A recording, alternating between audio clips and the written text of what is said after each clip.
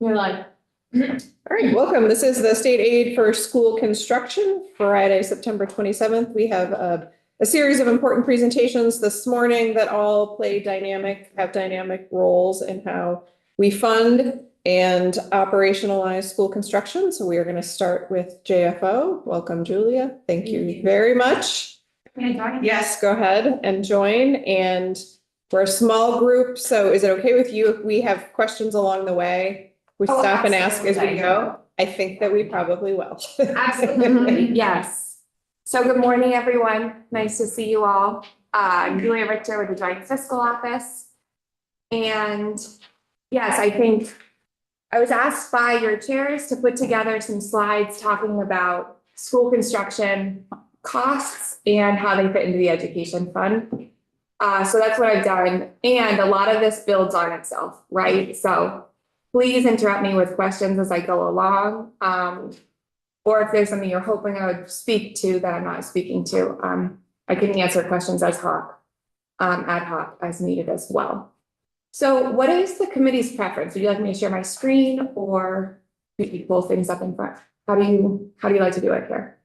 Something on the screen for folks who might be watching. Is that Sure. Did she have? Okay, I'm in the Zoom.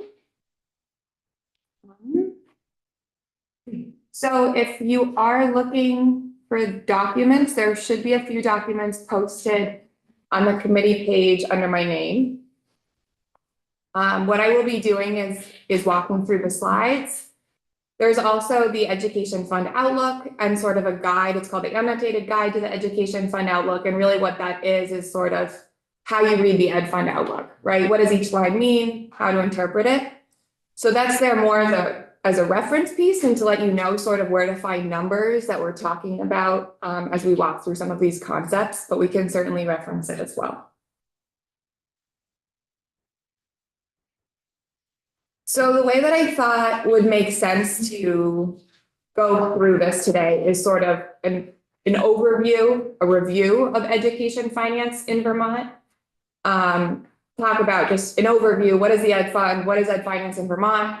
How does it work? Talk about some education expenditures, revenues of the education fund, and then go a little bit deeper into specifically school construction costs, and how does that impact tax rates, property tax rates. I do want to note that this whole presentation is focused on statewide education funding.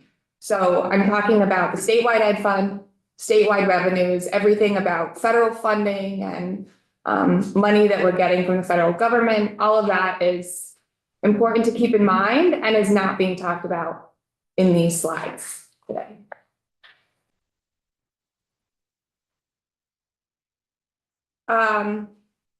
So as I think the committee is well aware, Vermont has a very unique education funding system.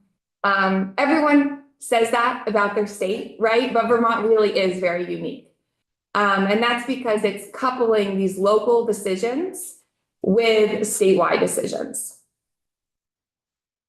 The other piece of the puzzle, which is really, really important to keep in mind, especially for folks who live in the general fund space or the transportation fund space, is that the Ed Fund is different.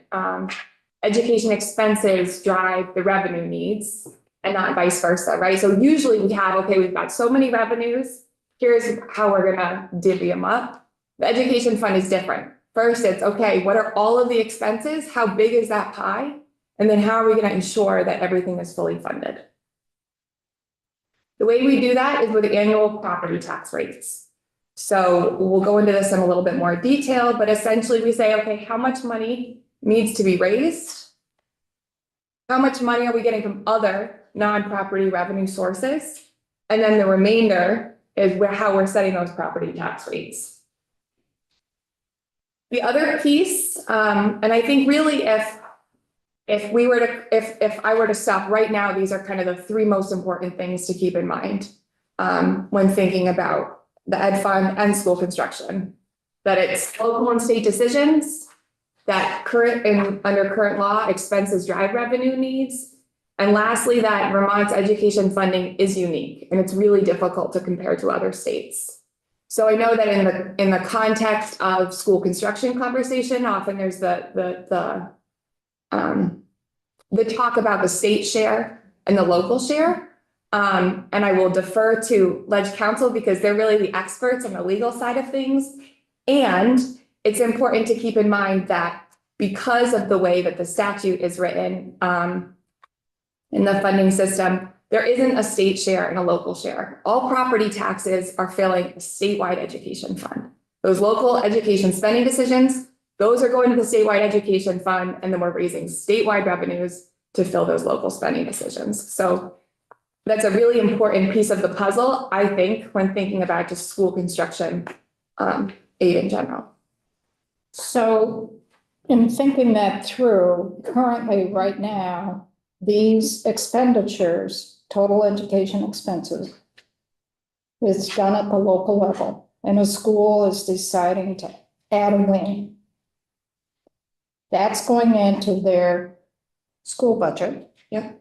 Which is their expenses, which we then pay through the ed fund. We pay our bills and we pay through the ed fund. So right now, is there ed fund dollars going to these schools to help with that school construction? Yes. And we'll get into that in more detail I with want to like, put that on the table, 'cause I think a lot of Certainly. people don't realize that's currently happening. Right. yeah, and I actually spoke to the Agency of Education Accountability. to try to get a sense of how much Yeah. money are we talking about? And we'll get into this in more detail, but it's somewhere in the ballpark of $100 million. Right. Right now. The estimate I have here is 112 million. And, you know, those dollars, and I defer to the agency in terms of like how they're coded in the budgeting system. So it's not an exact number, but there are more than $100 million of statewide education fund dollars that are currently going to school construction projects and capital debt. So of that 100 million, there is no accountability or no oversight in terms of how the district is using those dollars for their school construction projects, because they don't have to meet any current standards or any requirements like square footage per pupil or any of that. When we had the school construction program and we funded it separately, the schools had to work with the Agency of Education to really make sure that those state dollars were being spent correctly and for the correct project. And part of that project qualified for those state dollars. Now we don't have any accountability or oversight of $100 million going back to our school districts for construction. Does that make sense? I think so. I think that Jill might want to Clarification. clarify a little bit on the second piece, but also, I don't know if you have any further information, Julia, from Nicole Lee at AOE, but when like that, say 112 million, is it facilities writ large? So while we might think of a new wing, something sort of new, I think, but could be a completely wrong assumption. Much of that is small, adds up to a lot, but small, you know, HVAC, replacing carpet in one room that's moldy, like there's very little big project stuff Right. happening. There are a But what couple, is eligible? but it's facilities spending, not necessarily literal new construction of any kind, adding on renovate. But I'm not sure exactly how they're classifying that or what Nicole. I'd like to go back to the agency to break down, you know, of that 112, how much is to new construction, how much is to replacing HVAC, et cetera. That is certainly Interest payments. Deferred maintenance. yeah, debt, interest, all of that. Okay. So I would like to go back to the agency. Yeah. To Julia, get you can that work on breakdown. that. Yeah. I will also say, and it's not my place to speak to accountability Yeah. or how those decisions are being made. This is part of the just general construct of Vermont's education fund. Yeah. As a whole, right? If school, and we'll go into this, but if school districts, they build budgets, they put those budgets to local voters approve those budgets, then those revenues need to be raised, right? So if I can offer just a quick clarifying point. You're not wrong in that we lost major tools of oversight when the moratorium was placed. There does still exist, and it's active because we're doing this work, a provision that's a holdover still in Title 16 that does require schools, when they're doing major renovation or construction, that they're supposed to still get agency approval. When we lost the construction project, we also lost the staff that were responsible for that. But now we do have that staff for the last year and a bit with Bob Donahue, and he's actually done several prior approvals. However, the reason that a school district would reach out to the agency to do that prior approval is that we would then determine what portion of that project would be removed from their excess spending. The yield bill in the last session struck that. So we are absolutely finding two things. One is that schools really now have no reason to come to the agency for prior approval. And our team does a pretty thorough approval and looks at minimum, maximum square footage and all of those things and reviews the plans. Bob gives technical advice and corrections to folks. It's actually been like Woodstock was a good example. It was a good back and forth. Have they done enrollment projections? That's one of the requirements, and the answer is not always. And so that then becomes a way that the agency can say, wait a minute, you really haven't necessarily done the proper legwork. So with that being struck in the yield bill, now there's really no reason for them to come to us for that prior approval, and we've actually seen that happen recently. And the second piece of it is that being able to remove that portion, for example, when we reviewed Woodstock, it was this is rough numbers. It was like $100 million project, and we were able to say, I think 85 million of that was allowable under the minimum maximums and would be removed from their excess spending. Now, what we are absolutely hearing from folks is, well, there's no way that we can get a bond passed at this point. So it's basically killed major construction and renovation, something for us to consider. But you're absolutely right. We've lost kind of our major oversight and leverage point. We've lost requirements around commissioning, enrollment. Have they done a strategic plan? All of those things are lost when we don't have that, but we do still have that mechanism a little bit. Do you know, Jillian, in the very beginning, you said major renovation? Is there any definite, I don't know if this is a question for you or Beth, is there any like definition of that? Is that sort of a judgment call? Like, Yeah, is it new construction or are you adding on a wing? okay. So no, I don't think so, Beth, that there's any hard and fast definition of that. Beth St. James, Office of Legislative Counsel, I think this is all in, if I'm correct, the Uniform Chart of Accounts, right? That's what we're talking about. Yeah, and I So think that that's where that that's is. not in stat. Yeah. The requirement to have it is in state law, but what the codes are. Yeah. Is not in state law. So I was going to say, Julie, I think that we can dig in with Nicole on what those codes are in our Uniform Chart of Accounts. I think we can tease out some more detail between, kind of maintenance and operations versus major construction and renovation.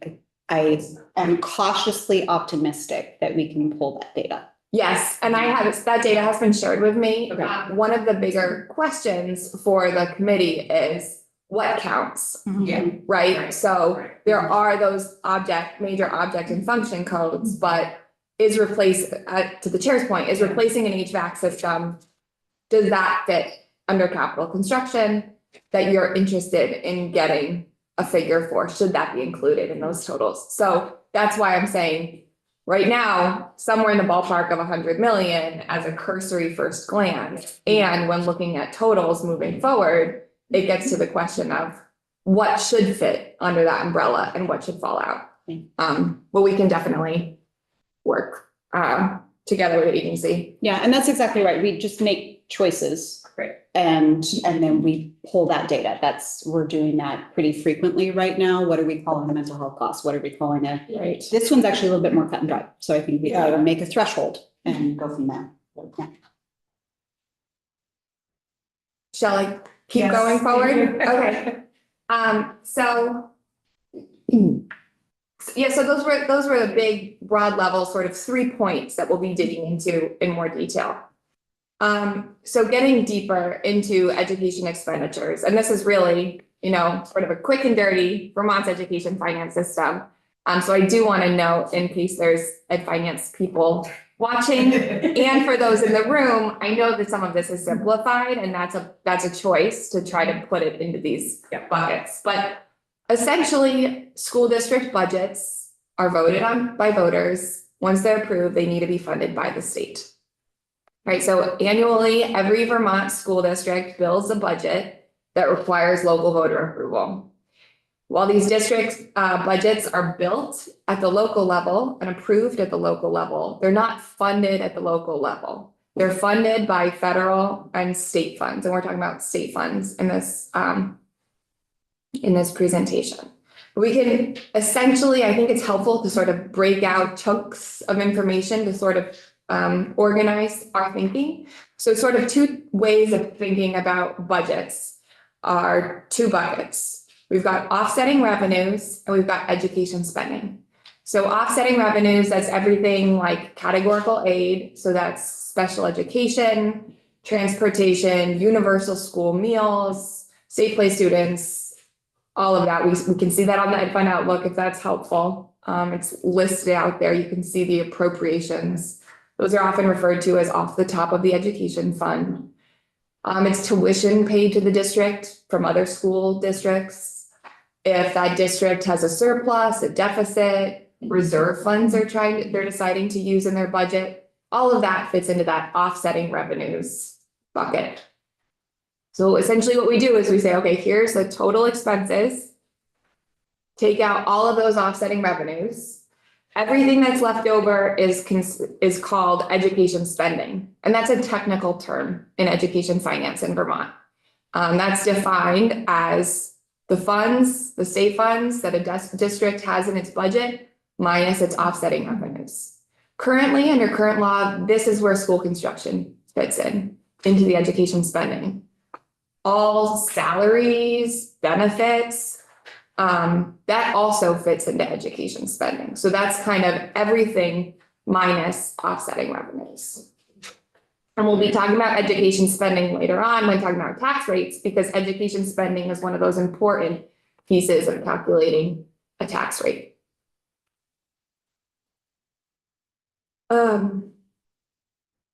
So going from the local level, where all of these school districts are building different budgets, having them approved, and then kind of going up to the state level. So after accounting for those federal funds and the funds that are coming from other school districts, other sources, the remainder needs to be covered by the statewide education fund. Total cost of public education in the state of Vermont, general. And as we talked about, that's deciding the size of that pie, that's the education fund, and the amount that needs to be raised from property taxes. So we've got all of the school district budgets, plus all of the statewide spending decisions that are made, in addition to those school district budgets, right? There's choices being made at multiple levels that all contribute to total expenditures that need to be funded. Can you give an example of a statewide spending decision? Just to, For instance, just because I worked on it the last few years, universal school meals. Right, so that before was being covered in some school district budgets. So it was fitting in this side of the puzzle. Then COVID happened, federal government covered it for a few years, then the state stepped in and said, we want to continue this program. And now it's being covered by off the top of the education fund. There has, I think, been some discussion about, and mostly I've read it sort of in commentaries and heard, in different circles, like as we deal with the future of sort of education funding and the sustainability of our system, some are proposing, should these be more separate, essentially? If it's a statewide decision, should we fund it differently somewhere so that because it really isn't up to, if we say we're doing universal meals and it's costing this much, that's a sort of background note and nothing we're gonna solve or get to go near, but as legislators, I feel like that background You mean taking it out of the ed fund? conversation is happening. Okay. This is a good reminder of why that might be a path. I don't know. And if I may, I think, coming back to the school construction conversation here, if school construction costs stay in the education fund, there's also the question of which of these boxes is it considered? Yeah. Right? We haven't gotten to the funding piece of things, but I think depending on who you talk to, Yeah. there's different perspectives about school construction costs. At the end of the day, currently, it's education fund dollars. So it doesn't matter from my perspective, from a big pic fiscal education fund perspective, which box it fits into. Until we get into tax rates, which is where we're going next. So I'll keep moving on unless there's more questions. Education revenues, it's got multiple revenue sources. Going back to the thought of kind of two buckets. We can think about the education fund as having two buckets of funding, the non-property tax revenues and the property tax revenues. So as we talked about, the size of this box is determined by all of those expenditure decisions. Sales and use tax, all of sales and use tax, a portion of meals and rooms, purchase and use tax, all of that goes directly into the education fund. Depending on the performance of those revenues and the total expenditures, property taxes adjust to account for that. Just to sort of give a size of scale to the dollars and cents that we're talking about here, we've got the percentages on this table, but I will just point people to, for the numbers kinds of folks, the education fund outlook, which is produced by our office. And we update it at multiple points over the course of the session as we have better information and policy decisions have been made. I will just note that there is also this resource, which is posted on the committee page, and this is that annotated guide. So if you're digging into this later, this is a helpful resource in terms of starting to read the education fund outlook. But I just want to point your attention to, we can sort of think of it as a balance sheet. We're looking at the revenue sources here, and we can see that sales and use tax estimated to bring somewhere in around $600 million. This is in millions, $600 million. Got meals and rooms bringing in about 50 million, et cetera. And we see up here at the top, the property tax. So the non-homestead property tax, depending on the year, $800 million, $900 million. We don't need to get into that too much, but I just wanted to let you know that this is the kind of information that's provided in the education fund outlook. So we're seeing the percentages here and the numbers on that ed fund outlook.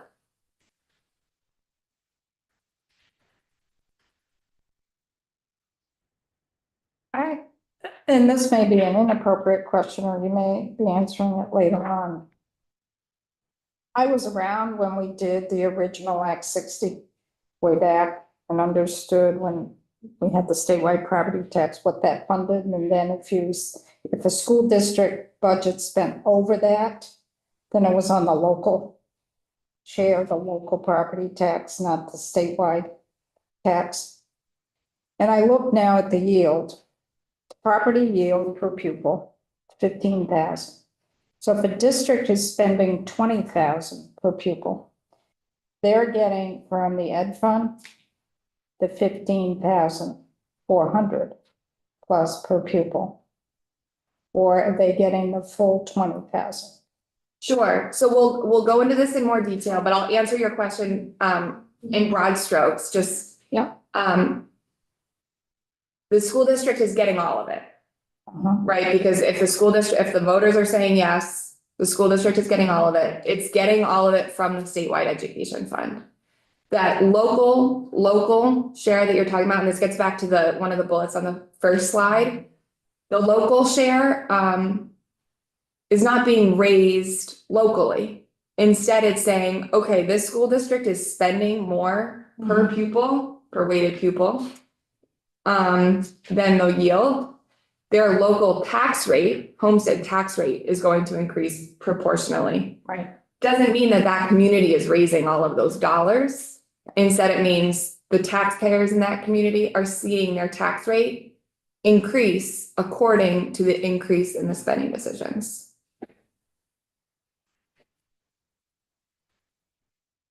Is that helpful? It still all comes out of the ed fund. It still all comes out of the education fund, exactly. Mhm. I like to think of it as the budget decisions, the spending decisions are made locally, but the money that drives it is a statewide system. So Mhm. we all pay for local decisions.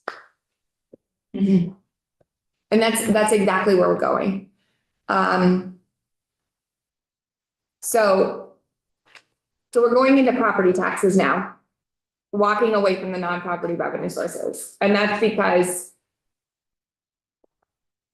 the non-property revenue sources, we can kind of think of as given, so to speak, unless a different policy decision is made, the economists are forecasting how much sales and use tax is gonna come in, right? How much meals and rooms tax is going to come in. And so every year, as you can see in that Ed Fund Outlook, we're looking at those forecasted revenues that are due to come in. And we're looking at the expenditures that must be raised, the statewide expenditures, the sum of all local decisions and all state decisions. The remainder, after taking all expenses less non-property, the remainder needs to be covered by property taxes. So that's where we're going now. So understanding these two green boxes. How are they calculated? Starting with non-homestead, because that's a little bit more simple.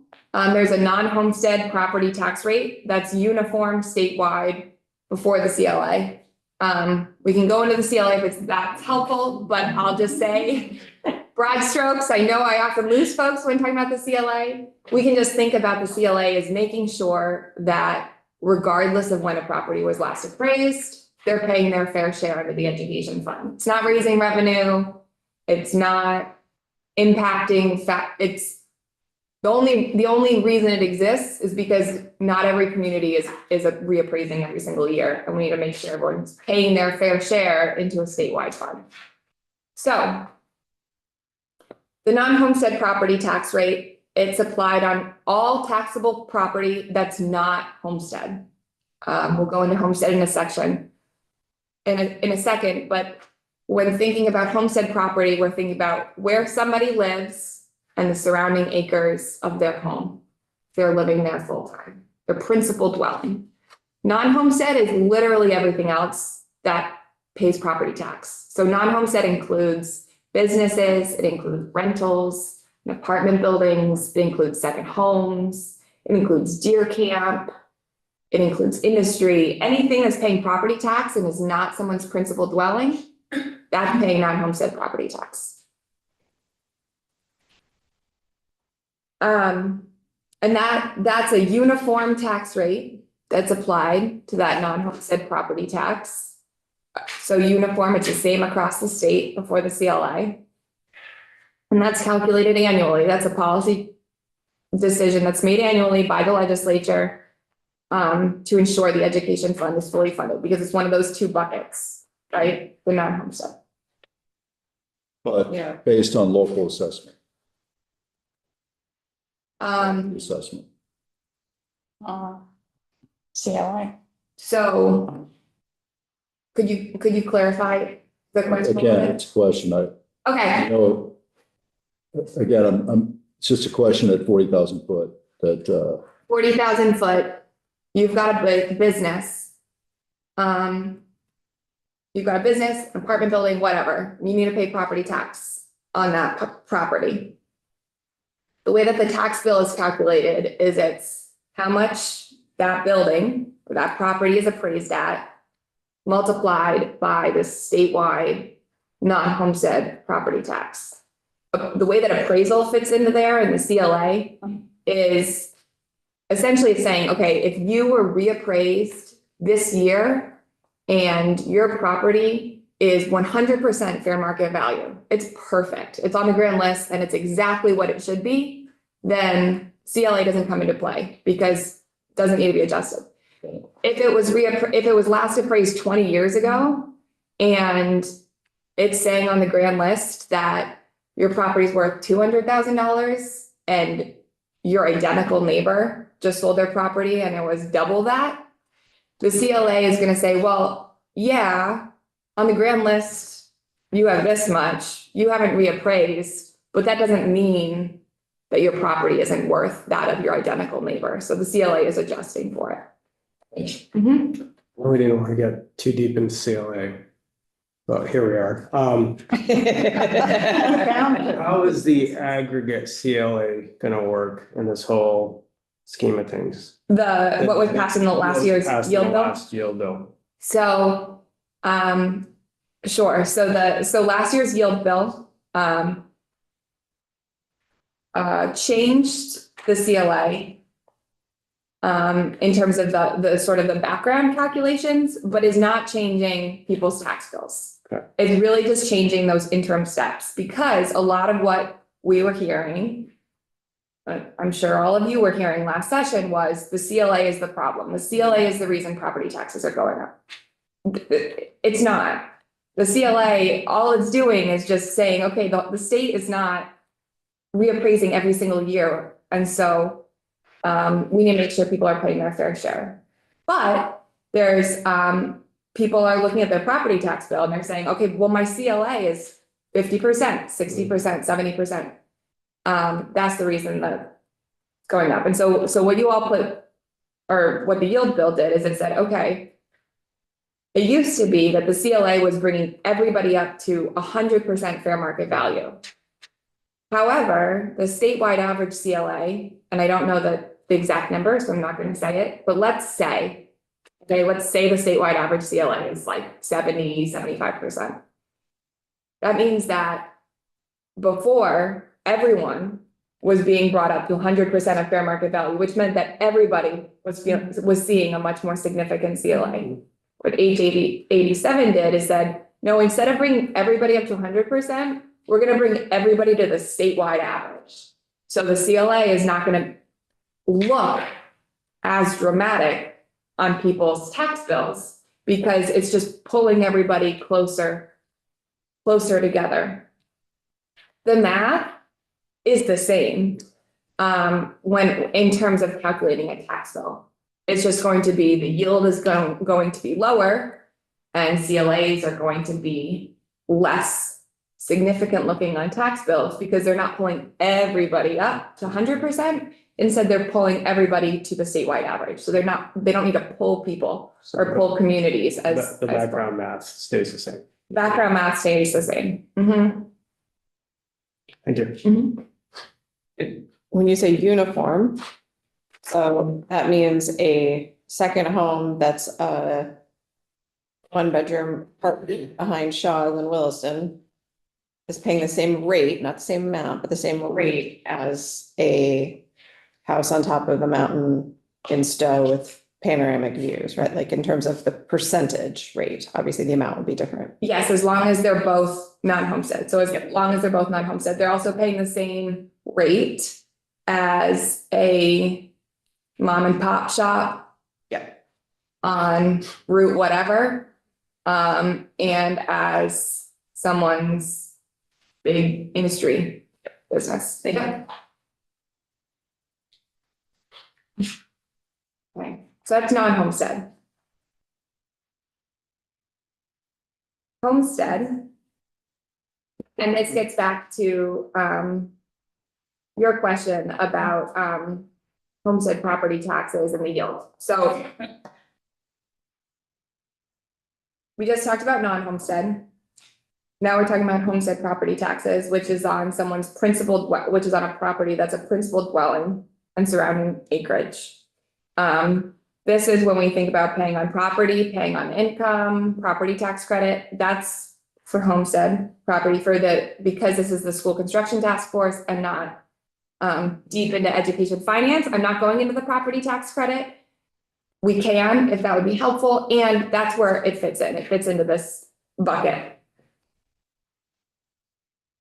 The homestead property tax rate is dependent on its locally approved per pupil education spending. So we remember that education spending term we talked about earlier, which was the school district budget less offsetting revenue. That's where it's fitting in here. It's $1 per $100 of property value, but it's increased proportionately based on spending decisions of the school district and the school district's kids. Who's being educated? Waiting. Mhm.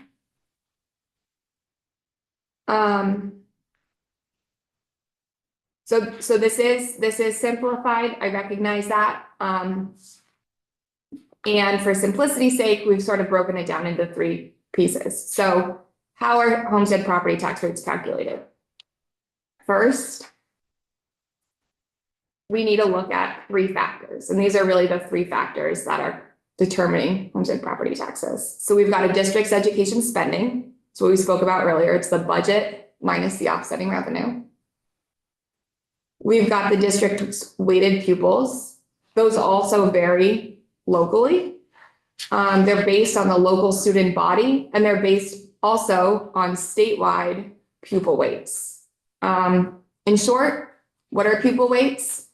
They're in statute, and they're used to adjust student counts based on different needs or circumstances. So essentially we say, okay, we've got a kid. If the kid falls into these different categories, we add more onto their student count because they may be more costly to educate or provide services. For the technical folks, that's called the long-term weighted average daily membership. And lastly, we've got the property yield, the statewide property yield. This is set annually by the legislature in the yield bill and is based on policy decisions, spending decisions, statewide revenues. Those spending decisions being both the local and state spending decisions. So those 3 aspects fit into calculating a tax rate. I think in formulas, which is why there's a formula on the page. For those of you who don't think in formulas, in words, basically what we're saying is a homestead property tax rate increases proportionally based on its per pupil education spending compared to the statewide property yield. So basically, we calculate for every district so that we can compare across all districts, what is the education spending per weighted pupil? When we have that number, that per pupil education spending, we then, for every single district, it's different across all districts, we divide it by the statewide property yield, which is set annually. And that is how the homestead property tax rate is calculated. So you can see if a school district has a higher per pupil education spending, it has a higher homestead property tax rate. If it has a lower per pupil education spending, it has a lower homestead property tax rate. For folks who might be tuning in, when you talk about weighted pupils in this formula, you're talking about every pupil, correct? Yeah, so I'm talking about here, long-term weighted average daily membership of the school district. So that's saying, okay, 2-year average of the number of kids who are sitting in chairs, plus all of their pupil weights, economically disadvantaged background, grade level, rural, ELL, that's what's fitting into that weighted pupil. I just think for some people, they think of sort of weighted pupils and non-weighted pupils. They see it as 2 separate categories. But for this formula, that's not the case. Every student is a weighted pupil. Correct. So if you were a child, let's talk about a child who is in grade 5, does not come from an economically disadvantaged background, is not learning English, is not in a rural school district, does not fall into any weighting category. That child's weighted count is 1. Right? If that child is, instead of in 5th grade, they're in 10th grade, they're 1 plus the 10th grade weight. If they're also from an economically disadvantaged background, they're 1 plus the 10th grade weight plus the economically disadvantaged background weight. So on that formula, the statewide property yield, according to this chart, is 15,443. In fiscal year 24, correct? Just to be clear.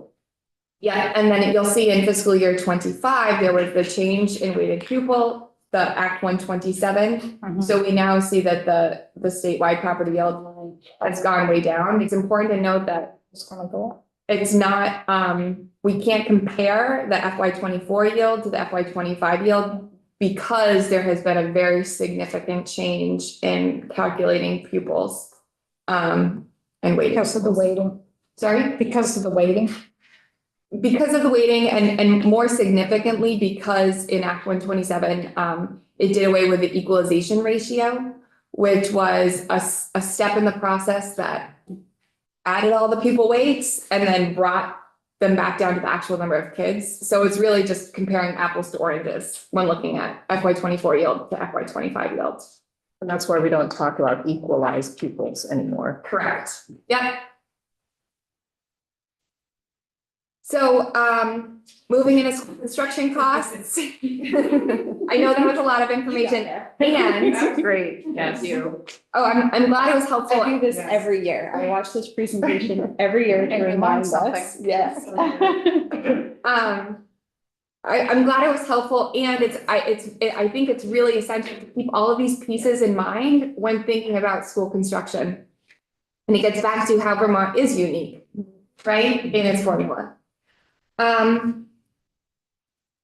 Getting to the earlier conversation, yes, because statewide, because all education costs are statewide education costs, that means that school construction costs in any district impact all statewide property taxes, as we just walked through. Because all school district budgets are funded from the statewide education fund. So diving a little bit deeper, what does that mean? It means that under current law, all else equal, so no other policy changes, nothing else changing, an increase in school construction costs results in an increase in property tax rates. If we hold everything else equal. How property tax rates increase depends based on the property type and also policy choices. So as we talked about, because those non-homestead property taxes, that rate is uniform across the state, that's also the non-homestead property tax rates uniformly increase because there's more costs. So we have to raise more money. Because non-homestead is uniformly raises. Homestead property tax rates also increase across the state, right? Because that's the other way that we fill that pie. But the increases aren't uniform. They're not uniform going back to that formula because a homestead property tax rate is calculated based on the spending picture of the district and the spending picture of the state as a whole. What does that mean? It means that the school district that sees the increase in construction costs, the homestead property taxes in that district are going to increase more than in other school districts, homestead property taxes. But other school districts' homestead property taxes will also increase because it's a statewide fund. That goes up. So thinking about, we know that non-homestead rates will uniformly increase. So now homestead property tax rates. Why, this slide is getting at why do homestead property tax rates increase in all districts? I tried to put together a visual that's kind of showing the process, right? So we're seeing an increase in costs, school construction costs in another district. That means the pie gets bigger. That means more money has to be raised to fill the pie. In order to raise more money, that means that we have to increase property taxes. To raise and to increase that, there's a decrease in the property yield because there's that this formula. So basically, increase in cost, decrease in yield means an increase in all homestead property tax rates, regardless of the district. Okay. So every homestead property tax payer is paying for that school construction that's happening in the district elsewhere in the state. Yes, and every non-homestead as well. The amount extra that they're paying depends on policy choices. The school district budget that they're living in. And, if their school district has those costs, those construction costs, or if it's a different school district. I think it's important that we differentiate between construction and maintenance, because I think the two are getting conflated in this discussion a little bit.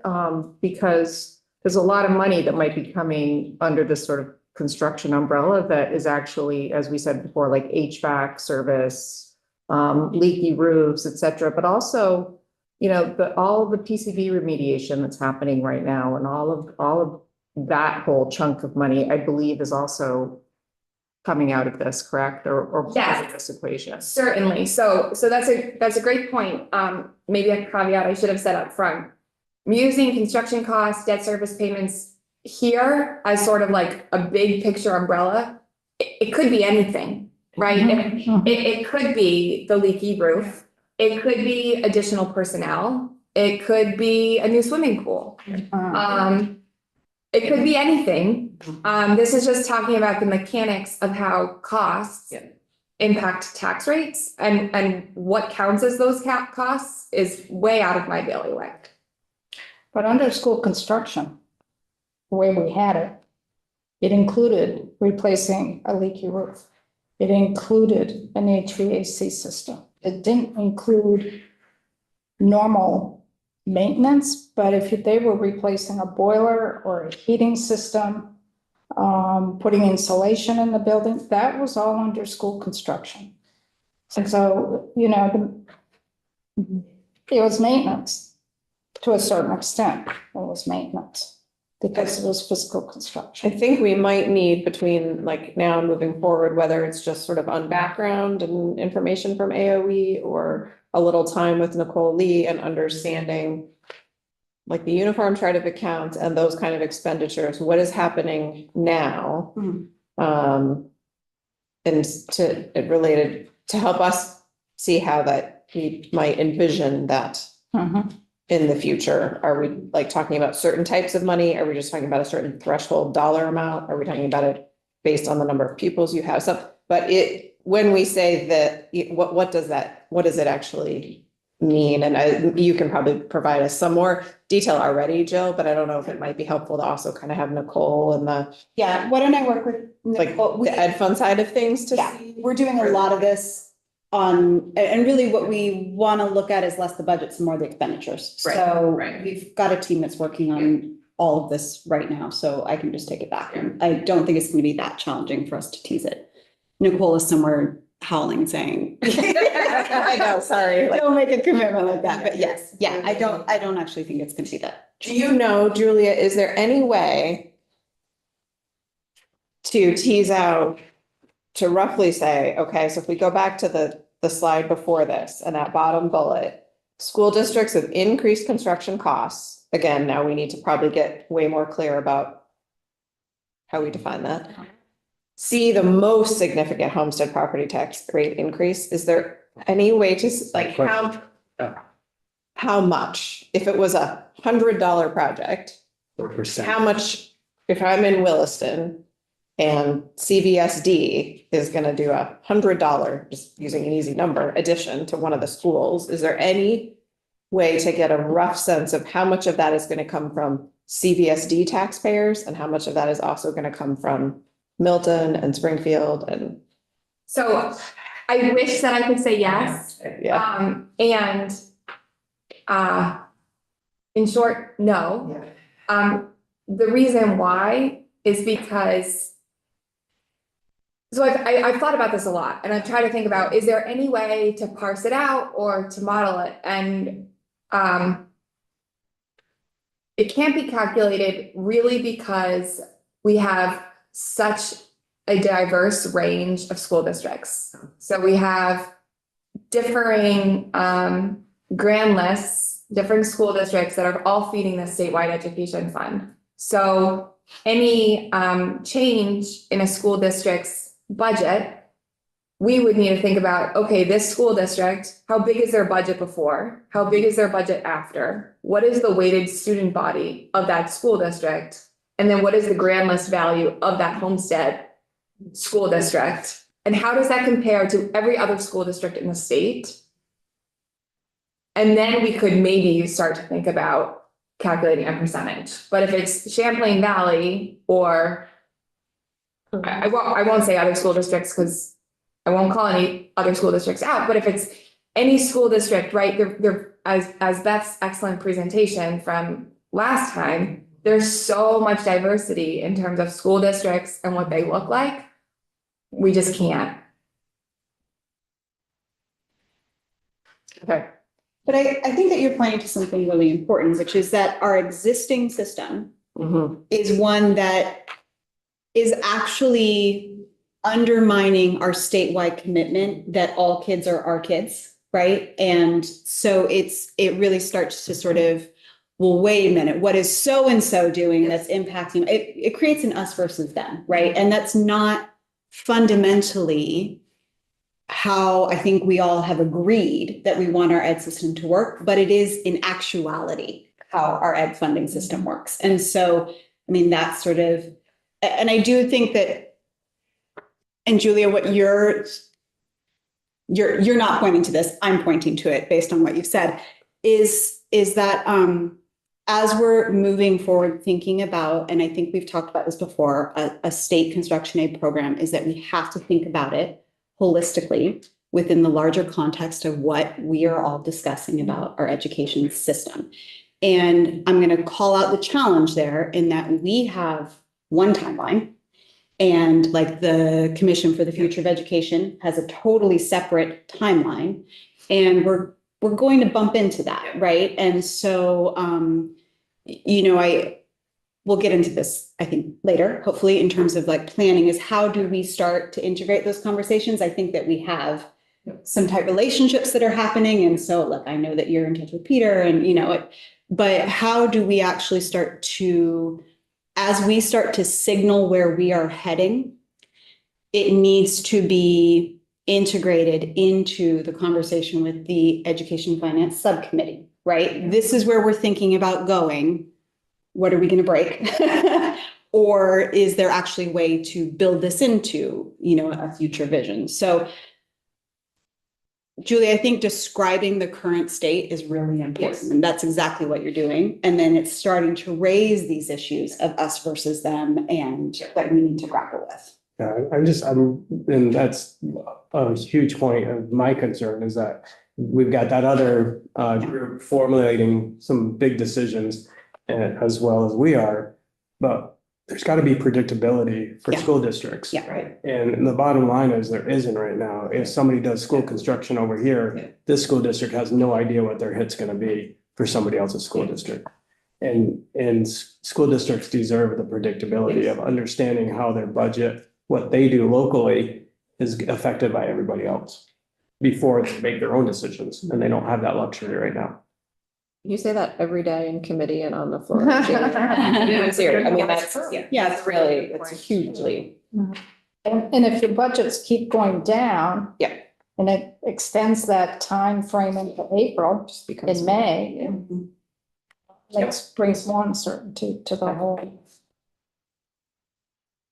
Okay, keeping an eye towards the clock. Do you have any final thoughts left that you think? 2 more slides, I could stop. No, you go for it and we will not ask questions. I'll go as quickly as I can. On your hands. We're really close. Super helpful.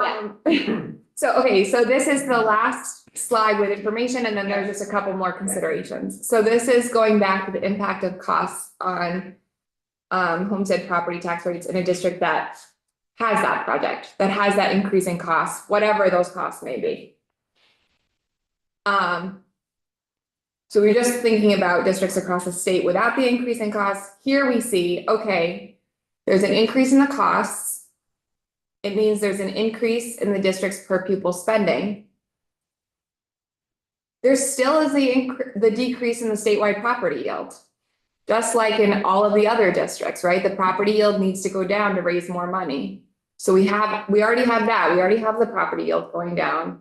And we also have an increase in per pupil spending. So the two of those are fitting together, and that's why they see the most significant increase. And then just the last slide is repeating, I think, what we've been talking about throughout the presentation, but that's unique. Vermont's education finance system, it's difficult to compare to other states. I do want to reiterate that under current law, any local share that's being talked about will come from Vermont's statewide education fund, which means that it will impact property tax rates across the state, just like we looked at, right? In those school districts that are not seeing an increase in costs, if costs go up, those revenues need to be raised from somewhere. And under current law, they're raised from property taxes state because it's a statewide fund. And lastly, just raising the point that I think was made a couple minutes ago, that if many districts pursued expensive projects simultaneously, then it would lead to more significant increases in statewide property taxes, because the more money that needs to be raised, the more property tax rates need to go up, all else equal. And then just some resources in case people are not familiar with JFO's website. And when we say spending more on lots of projects, doesn't matter if we're talking about somehow they had the cash on hand in reserves to do it, or they're bonding and it's bond payments, and however it's working, it's the same underlying principle there. Mm-hmm. Well, not necessarily. I mean, if you, let's say you did a fundraising effort and you were able to fundraise all the money for your project, then it wouldn't touch the ed fund. Yes, that's a good point. The other piece, because I live in a world of counterfactuals, so I need to flag it. Yes, and there's only so much money, right? At the end of the day. So fundraising, those are still dollars that if they're being spent here, they can't be spent there. So that's the only piece of the puzzle that I'm thinking of is, let's say you have a big reserve in a school district, that school district is pulling from that reserve. Those are dollars that can't be pulled to be used elsewhere. And if that school district needs to maintain a reserve, or should, because it's good budgeting practice, maintain a reserve, that reserve will need to be filled back up. So just, I just live in a world of only so much money. Thank you. Thank you so much.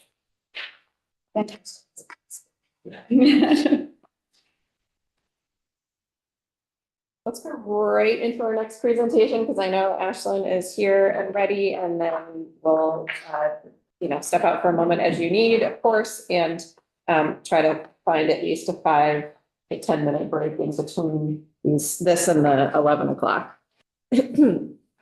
We might have fewer questions on this one. Maybe not. Oh.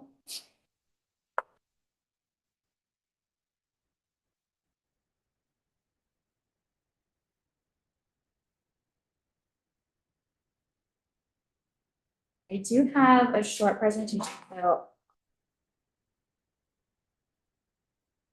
I'm just going to log on to the Zoom.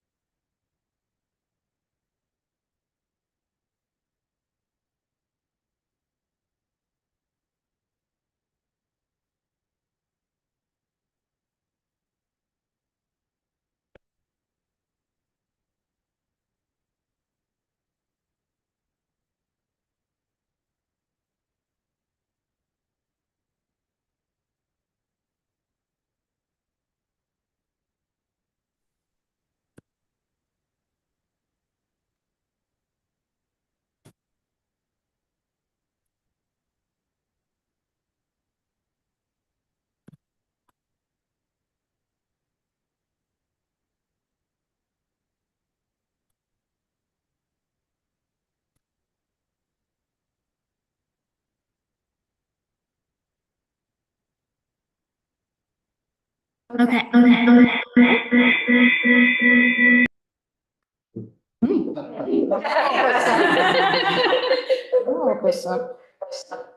Okay, I think I figured it out. Sorry, it's been a while since I've done. I know, it's amazing. Muscle memory. Annoying, yes. Good morning, everyone. For the record, my name is Ashlyn Doyan, and I'm the director of policy at the treasurer's office. I believe that you asked me here this morning to sort of talk about the funding and financing section of the task force report. And I have a short slide deck to walk through that kind of in summary. And then I'll stop sharing my screen and go back because the committee also sent me a list of questions. I think some of those will be answered in the presentation, but there are a few that I'll dive into more after the slide deck. So I'll just get started.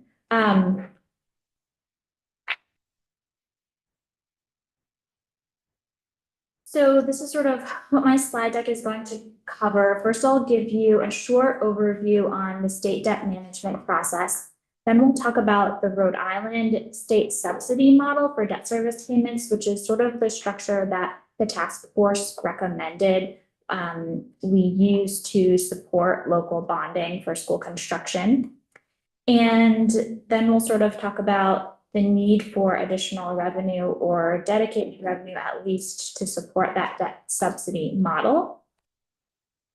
And I'm just noting here, I'm not sort of going to get into the other policy considerations for state aid that we outlined in the task force report, because I think that it was outlined quite clearly, and we probably want to talk more about the numbers today.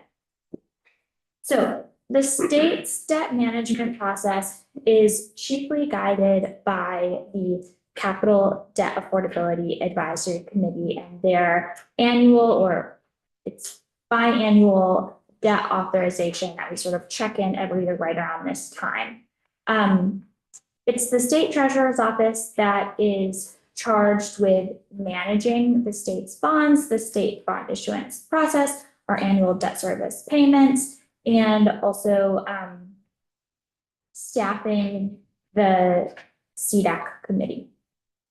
Vermont is currently tied with Massachusetts for the highest bond ratings in New England. The higher our state bond rating, the less expensive it is to borrow money. This is particularly important in an interest rate environment like today, where borrowing money is quite expensive. You don't want to pay more interest over the life of your loans than you have to. So maintaining a high bond rating is good for everyone. So can I pause you for just a second? for a Can question? you also equate that to a national, or we position ourselves national as opposed to just the New England states? Nationally, we are sort of right in the middle. I think that there are 11 AAA rated states, and we are one notch below that. We used to be a AAA. And so we're doing well. We're seeing states with larger economies transition to paying for things with cash and doing less bonding over time. Also, I think that there are a lot of other states whose pension and OPEB obligations are not as great relative to the size of their overall state budgets as ours. And so we have, the other thing I'll add is that there's the demographics portion. So it's helpful to relate Vermont's bond rating to sort of England, because those northeastern states tend to have an older population. And when you have a larger population of folks who are not in the workforce that the state needs to support with a smaller population of folks that are in the workforce, it's just sort of a revenue construction that is hard to compare to states like Nevada, for example, that is just growing rapidly. So to answer your question, we're doing pretty well, all things considering, relative to states nationwide. For the last biennium, the CDAC recommended a debt authorization of $108 million, which works out to $50 million per year And there's been a steady decline in the amount of authorized debt that CDEC has put forward over the past decade or so. Interestingly, the CDEC report is due on Monday, and the committee is meeting this afternoon to finalize their recommendation for the upcoming biennium. I'm not sure what that number is going to be yet, but I don't anticipate that it's going to be too different in one direction or the other than this $108 million recommendation. I sort of mentioned that there are a lot of other states who are transitioning to pay for things with cash versus debt. And that's one of the reasons that we've sought to reduce this debt authorization level over time. In addition to sort of how we rank with other debt metrics that we consider, like debt per capita and our debt levels relative to the amount of revenue we have, et cetera.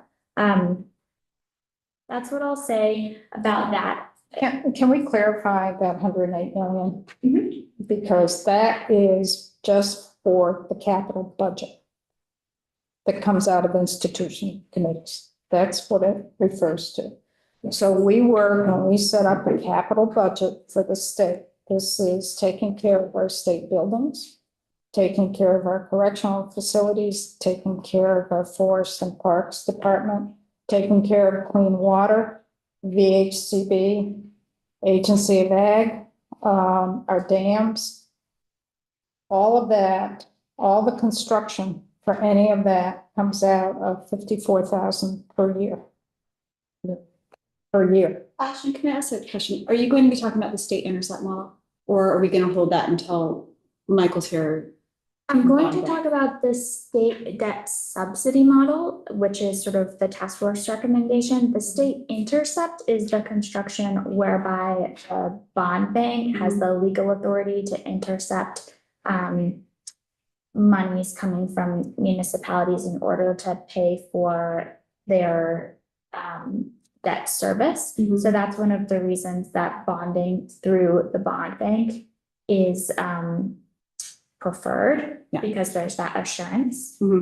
But Michael could speak to the. Okay, yeah, it's just a different construction that doesn't put as much pressure on Yes. this. But Yeah, I and just it's how wanted- Rhode Island does. I just wanted to be clear Yeah. that there's other bonding that's going on in the state, but this is specific, that 108 million for 2 years is specific to our capital budget. Yes, so the $108 million, you can think of it as, it's the state's general obligation debt. So these are the bonds that the state is responsible for.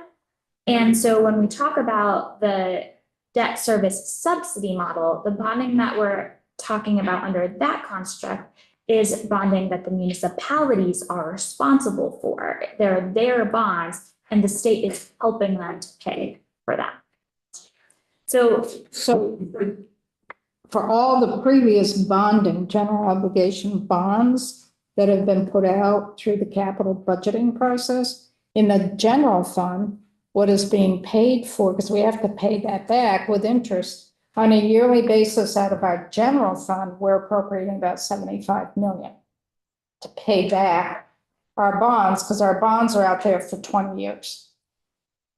So our general fund is impacted. The more you bond, the more your general fund's going to be impacted over the years. So I just want to put that out there. We're bonding 54 million, but due to previous capital budgets as well as current, our general fund is paying those back, and it's a line item about 75 per year.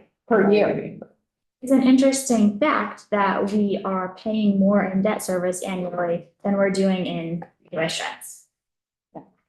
But we have also made a move to go towards a pay-go, because we have about 10 to 20 million dollars of general fund dollars that are also going towards construction projects. So that we're kind of working away from bonding a lot, but we'll see how long that goes. Yeah, I'll say one sentence about the cash fund, but I think if you have additional questions, Chris can probably fill you in. But the idea in establishing the sort of capital expenditure cash fund is that if you deposit some money and you allow it to grow over time, you can start paying for projects with cash instead of bonds, and you benefit from the interest earned versus not benefiting from having to pay the interest. So that's kind of the idea for that, but that's outside of the school construction also.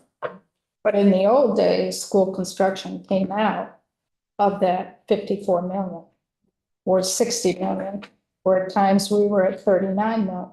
So that's where the school construction dollars before the moratorium, it came out of your capital budget. And we could only put in, even when we were at 60 or 70 million a year that we were allowed to bond for, we could only put in maybe 10 million a year for school, 8 to 10 million a year for school construction projects. And that's why we put in the moratorium, because we were 80 to 100 million in the hole for obligation back to our districts. That's why the moratorium was put in, because it took us over 10 years to catch up. Because it was based on our capital bill. So that's an important piece. You can think of bonding. You can't do it through the capital bill if you really, I mean, we got $100 million, 112 million right now going out to school construction. Where do you replace that if you pull it from the ed fund? How are you gonna replace it? Can't do it in the capital bill unless you expect 2 or 3 million a year. Because we're building some pretty big projects out there. So I think that's a great segue to the state subsidy for debt service model, which is what they do in Rhode Island partially. And the basic premise of this model is that in Rhode Island, everyone bonds through the RIBEC. In Vermont, we would propose that they use the bond bank. But so the way that it would work is that any school district that has a project that they're ready to bond for would go into the bond bank program, and all of the projects in a year would sort of get pulled into one large bond issuance that would benefit not only from the expertise at the bond bank, but pulled together, it would be a larger issuance, which would typically get a better rate and reduce costs. Also through the bond bank, if the school districts, are all doing their own bonding, it's not considered to be state net tax supported debt. So that's how we get it to be in sort of a different bucket than the capital bill general obligation debt bonding. The way that the state could support that is by committing to, at some level, providing a subsidy payment for those annual debt service payments that the school districts are going to face. There are a lot of different ways that the state could do that. But it would probably come down to a certain subsidy percentage based on a set of determined criteria. And so in the school construction task force, we modeled this in 2 ways. The first way that we modeled it was if the state were to say that they were going to subsidize a large one-time infusion of support. So if we said, for example, that we were going to provide a 20% subsidy for the first $400 million of projects to do sort of a one-time boost for school construction across Vermont. The second way that we modeled it was if the state said, okay, here's the set dollar amount of projects that we're going to provide subsidy for each year. And we modeled that that number would be $100 million worth of projects each year. Now, keep in mind that the $100 million is not a state general obligation bond. It's $100 million of school district bonds going through that bond bank program that the state agrees to commit a subsidy for. And it's not just a subsidy in the first year, it's a commitment to provide subsidy for those payments over the life of those bonds, which is, it could be 20 years, it could be 30 years. It depends what that structure looks like. But so here's the sort of first model. This is the one-time large infusion. And this chart and explanation is also in the task force report, but it's a little bit complicated. So I think that it's worth looking at again. There are 6 scenarios here for the one-time infusion. There's $100 million scenarios, $250 million scenarios, and $500 million scenarios at both 20% and 40% subsidy rates. The subsidy that could be provided, this is sort of just for modeling purposes, it could be within that range, it could be outside of that range, whatever the ultimate version of the program is. And you'll see that if we do that, then the state commits, the state subsidy amount is the same amount of money over the 30-year course of the bond. So those orange bars in the bar graph, the state would provide the same amount of money year 1, 2, 3, 4, 5, all the way through year 30. And the amount of money is determined by the amount of projects that are allowed and the subsidy that's decided upon. I'll note here, just as a technicality, there are different ways to structure debt service payments. You can structure them to be level payments, or you can structure them to be level principal. And so there is sort of a world in which those payments start off a little bit lower or higher, and then either escalate over time or drop off over time, the way that you, depending on the way that you structure. But overall, you could sort of think about, we're committing to a range of a dollar amount that's not going to deviate too much year over year for 30 years if you do this one-time infusion. If you do the other version of what we discussed, where you do a standard amount of projects allowed year over year, in this case, $100 million, and you provide subsidy and the state commits to paying that year over year, you're going to have $100 million issuances layered on top of each other. And so you're going to see the state's commitment go up and then level off after 30 years when that first issuance drops off. And you're still adding a new one each year, but one is also dropping off each year.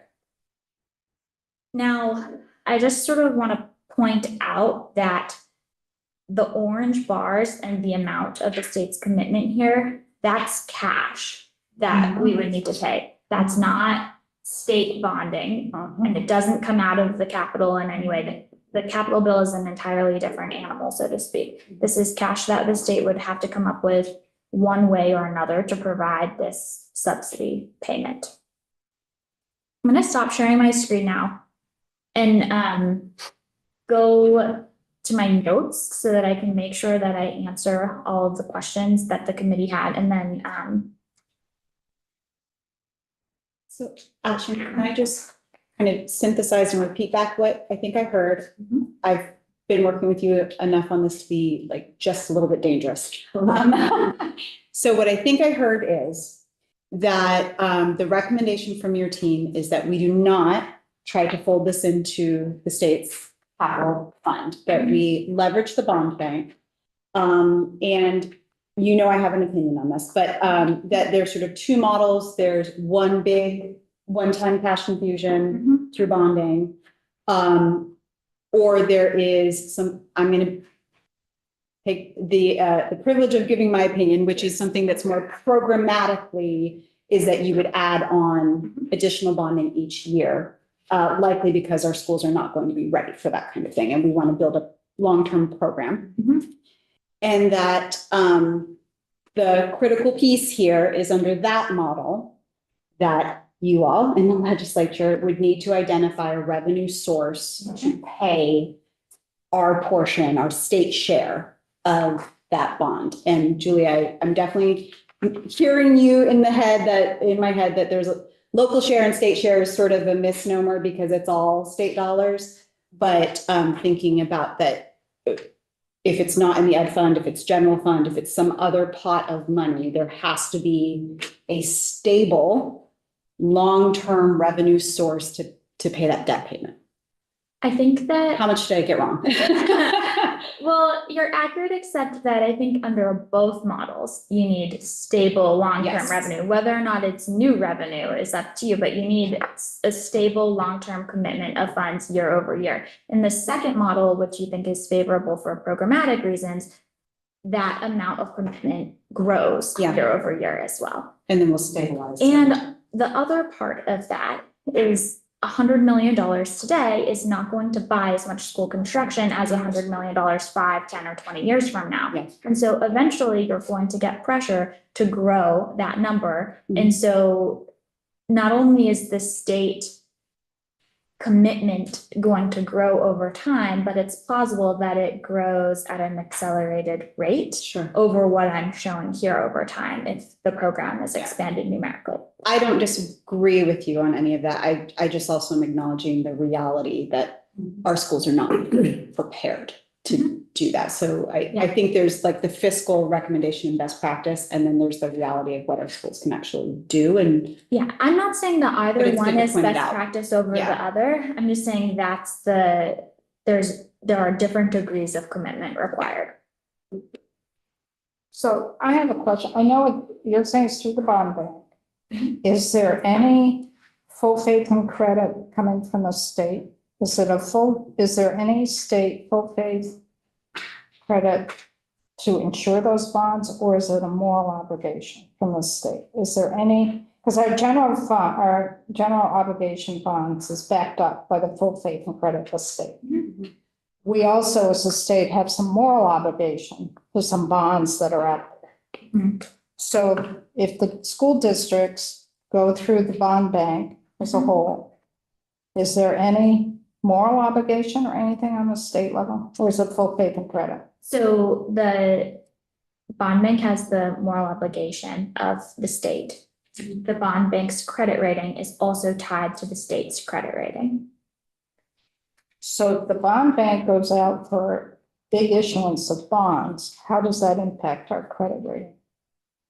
Well, so long as the bond bank is able to make sure that the debt service is getting paid on those bonds Or stability? and they maintain their own financial portfolio, it's unlikely that there's a situation where the bond bank's credit is going to have a negative impact on the state's credit rating.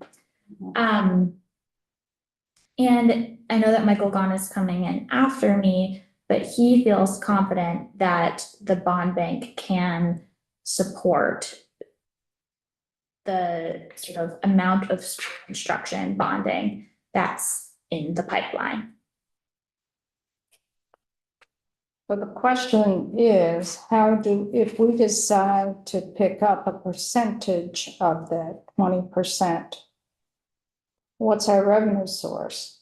But also, do we have oversight then of some of these projects to make sure that these dollars are being expended to achieve a goal that we want for the state, and that they're not building a swimming pool? Well, I think that's how you use the subsidy to your advantage. And so there's also a way to structure a program where you provide varying levels of subsidy based on the goals that certain projects achieve. Nothing would preclude a district from going out and passing a bond that doesn't meet any of those subsidy criteria and doesn't receive a subsidy. You could also structure a program that they don't receive subsidy if they don't meet criteria A, B, and C. Or you could say that they receive a higher level of subsidy if they meet all of the criteria. I mean, these are programmatic decisions to make, and I think that there are tools in the toolbox that you can use to ensure that those goals are met. I was just gonna say, I think that seems like it's part of the work that we're doing, which I know we don't have a lot of time to do it, but at least we could make maybe some high-level recommendations. But I agree with you, it's really important. It's important. Yeah. It's state dollars, you just can't. Right. give it out. Yeah. Gotta have some accountability or measure for that, or bars that have to be met or something. Just a question on your slide, which the expanded estimate number 1, annual debt, et cetera. The graph is 1 through 35, but that's from year of inception, when this theoretical bonding initiative starts. Is that how I read that? Okay. Yes, And then it plateaus at year 30. yes. Okay. And then and then just a question might be more for Ledge Council is that the 20%, you use a model of 20% and 40%. Currently in law, it's 30%, but it's unfunded. Is that correct? At St. James Office of Legislative Counsel, there's multiple different percentages for different products, but generally speaking, when we're thinking colloquially about school construction and our on the books law, it is 30%. That would be what the state is paying. Thank you. And if I can just add a note, if folks go back and look at the task force report, it really speaks exactly to this concern about how we prioritize funds. So there was already pretty extensive work done in that group around how we can drive towards strategic priorities. I would encourage folks to take a look at that. Since again, we have a place to start from. So we're not, I would argue we're not starting from the old program. We're actually, our baseline was the work that was done by the task force and then building and refining from there and learning from our colleagues in Rhode Island and other states as well. So I think a revisit of that is probably going to save some time. So the committee sent me a list of questions and I just want to walk through them to make sure that I've answered all of them. The first question was, how can the state help local districts pay for school reparations, renovations, and construction? And I think that the answer to that is we recommend the state debt service subsidy model. Second question is, what can be done to develop a bond funding scheme that produces a firm, reliable annual amount for the state for school construction aid, whatever that value is? In terms of what can be done, I think that it's identify funds that can be committed annually for that. If you want to do a set annual amount, that's just the second chart. You also asked, does the amount of local bonding impact the bond rating of the state such that it is the sum of state and local bonding that cannot exceed a certain level? The answer is no. I talked to Michael about this, and I do think that there are probably some natural limitations on the amount of local bonding that you can expect. For example, as Jill mentioned, not every school is going to be ready in year 1. Not every school will be ready in year 2 or 3. The other sort of natural limitation is simply the amount of work that we can expect construction crews to be able to accomplish in any given year. And so, we have to consider that the same sort of construction crews that are working on large state infrastructure projects would also be needed to work on large school construction projects. They're the same crews that are likely to be needed to work on affordable housing projects and climate infrastructure projects and things like that. And so when you're thinking about the scale of whatever program you need, the need may be $300 or $400 million a year.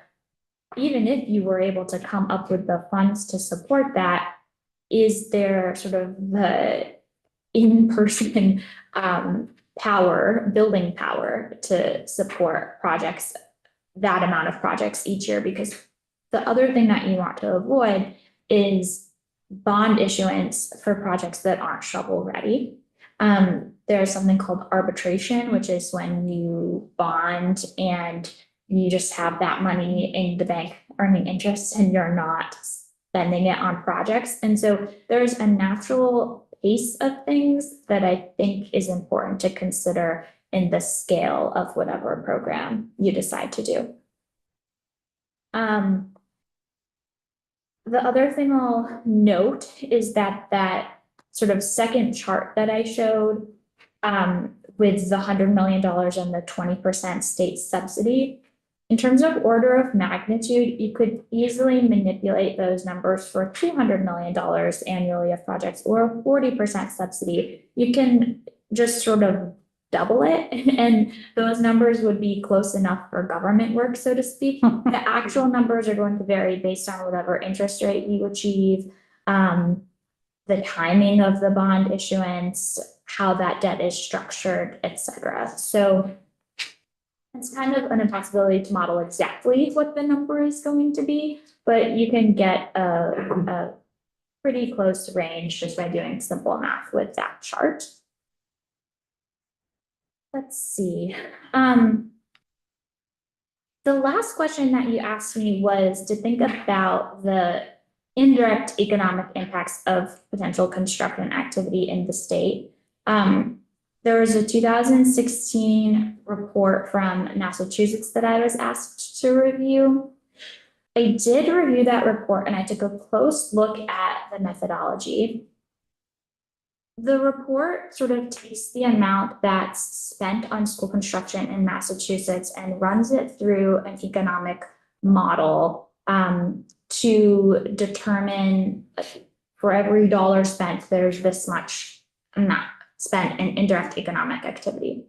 One of the assumptions that the report makes is that there are no supply constraints for that calculation. And in Vermont, we know that we are working with serious supply constraints in terms of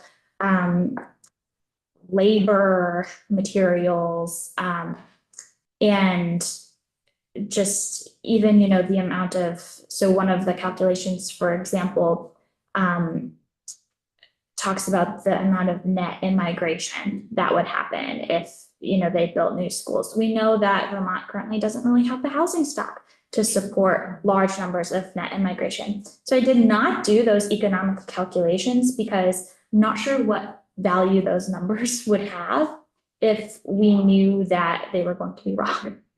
And potentially a lot less, right? If you have a crew that's working on building a new school, then they're probably being taken away from another job. And so, not to say that we shouldn't build new schools, but estimating the indirect economic impacts is much more complicated than was considered in the Massachusetts report. So that's all of the questions. I'm happy to take more of yours now. Just one low-level question and kind of a question more of interest. Is the bond bank and the treasurer's office, does one fall under the other, or is the bond bank a unique arm of a different part of? It's a separate part. It's sort of a quasi-governmental entity. The treasurer is a member of the bond bank board. Okay. And so there is some level of oversight there in terms of what happens at the bond bank, but it's entirely separate from our office. Then, thank you. Then just another kind of general question. Other than the standard capital bill where we bond for certain projects, which essentially is relatively flat over, year to year, relatively flat. Are there other anticipated projects statewide which are vying for the attention of the bond bank? For bonding, like new bonding? Are there other folks that, besides school construction that? So Michael can speak to this more specifically, but the one that comes to mind is climate infrastructure projects. Particularly because there are many of those that need to be completed by municipalities. We're talking about things like wastewater treatment plants, roads, bridges, culverts, retaining walls, things that might fall outside of sort of the V-Trans umbrella. And also, things like their waterway protections. So I think that's probably the other big pressure on the bond bank right now. There's also a lot of federal funding that we hope will come to Vermont if we're able to secure it and draw it down for those types of projects. One of the parallel things that the treasurer's office is doing this year is investigating how best we can bring those federal funds in. And so, there's a lot of need. There's a lot of pressure. I think that, if there's funds and revenue to support all of that debt issuance, I don't want to speak for Michael, but I think that the bond bank can probably put forth the bond issuances. It's just whether or not the need is greater than revenue across all of Vermont in all sectors. So every time you have a major flood episode, weather event, municipalities are looking for help to rebuild or put in flood resilience Right. initiatives. But even that I put into kind of like, it's predictable. What I'm looking for was, are there other projects, just so we're not living in a silo, other projects around the state landscape that are also actively looking for bond investment or bonding for project. That's all. And again, I think maybe I just was gonna ping you, then I was gonna ping the bond bank Yeah, as well. So, definitely. And then I think, Representative Emmons, you can speak to pressures on the capital bill. There are other large state projects that I think there's a question of how those would fit into the capital bill under the current parameters too. thank you. Yeah. So the state treasurer's office is proposing that we move forward with using the Vermont Bond Bank. And then the districts would basically do their own bonding through so it's my understanding, and I definitely can ask Michael when he comes up, that the intercept model is gonna be needed in order to do that. So does that mean the state treasurer's office proposes that we adopt an intercept model to utilize? The state intercept model that the bond bank is legally allowed to use. So there's the state intercept model and the state debt service subsidy model are two different things. Okay. And I just want to make sure that they're not being conflated. So the state debt service subsidy model Mhm. is the one in which the state provides payments to Mhm. support the municipal bonds. The state intercept model is the one in which the bond bank can intercept payments that the municipalities are making in order to make sure that they're paying their debt service for their bonds that they've used to go through the bond. So it's separate, but it might not be entirely separate. One supports the other. And I would encourage you to ask that of Michael when he comes in. Any other questions? Great, thank you very much. Thanks for preparing answers to those questions in advance. Let's take a short